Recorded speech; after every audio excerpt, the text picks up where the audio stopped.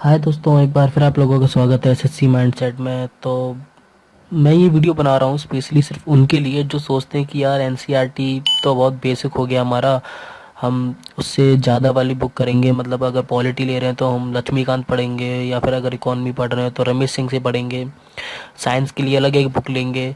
वो एनसीईआरटी को under estimate समझते हैं, पर आपको ये समझना बिल्कुल गलत फहमी है। तो आज मैं उसी के बारे में बात करूंगा कि इंपॉर्टेंस कितनी है एनसीईआरटी की एसएससी और यूपीएससी के अंदर। ठीक है, दोनों के अंदर उसका बेस क्या है, रिलेशन क्या है एग्जाम से, एसएससी का और यूपीएससी का, हमें ऑफलाइन या ऑफलाइन हमें कैसे पढ़ना चाहिए, कहाँ से पढ़ना चाहिए, प्लस उसके बेनिफिट्स और लास्ट का उसका कंक्लूजन, इस सारे पे बात करेंगे। ठीक है। तो अगर बात करें बेस की, तो सबसे पहले तो आपको एक एग्जांपल ही मैं दे दूं कि अगर आप कोई घर बना रहे हैं तो उसका बेस मजबूत होना बहुत ज़रूरी है। तो अगर आपने एनसीईआरटी नहीं पढ़ी, आप शुरुआत से एनसीईआरटी अच्छे से नहीं पढ़ते आ रहे, तो आपका बेस बहुत कमज़ोर होगा। ये आप भी मानते हैं और हम भी मानेंगे, क्योंकि बिना बेस के कोई ट्रिक्स कोई टिप्स आपकी किसी काम की नहीं है। मैंने आपको पहले भी बताया है। तो बहुत ज़रूरी होता है कि आपका बेस मजबूत होना बहुत ज़रूरी है, और एनसीईआरटी किसी भी बुक का बेस होता है। आप किसी भी बुक को उठा लीजिए या किसी को भी ले लीजिए, और अगर आपने एनसीईआरटी अच्छे से पढ़ी है तो आपको 50% कम टाइम लगेगा उसको समझने में, उसको तैयार करने में। अगर आपने एनसीईआरटी पॉलिटी अच्छी पढ़ी है तो आप लक्ष्मीकांत को और जल्दी कर लेंगे। अगर आपने इकॉनमी एनसीईआरटी से पूरी पढ़ रखी है तो आप रमेश सिंह 50% कम टाइम में पूरी कर लेंगे।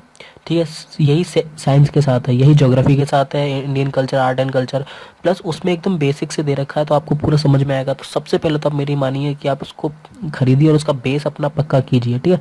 बाद में आता है रिलेशन, एसएससी और यूपीएससी से उसका कितना रिलेशन है।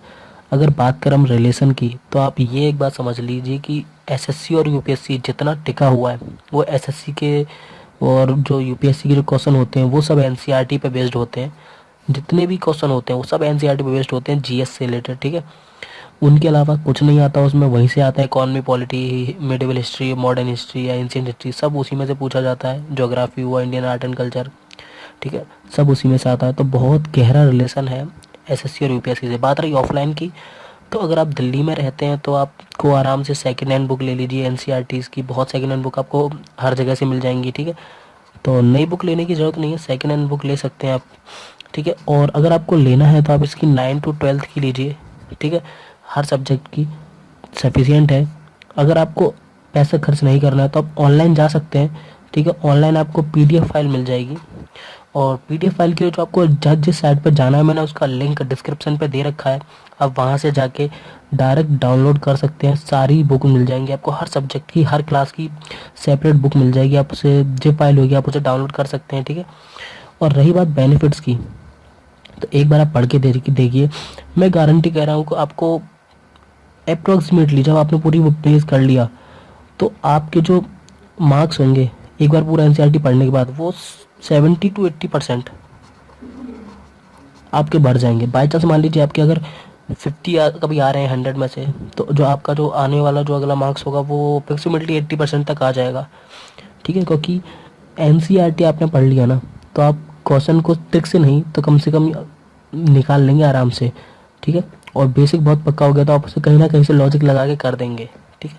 तो बेनिफिट्स बहुत बड़ा है एनसीईआरटी का, आप उसे अंडर एस्टिमेट ना करें एनसीईआरटी।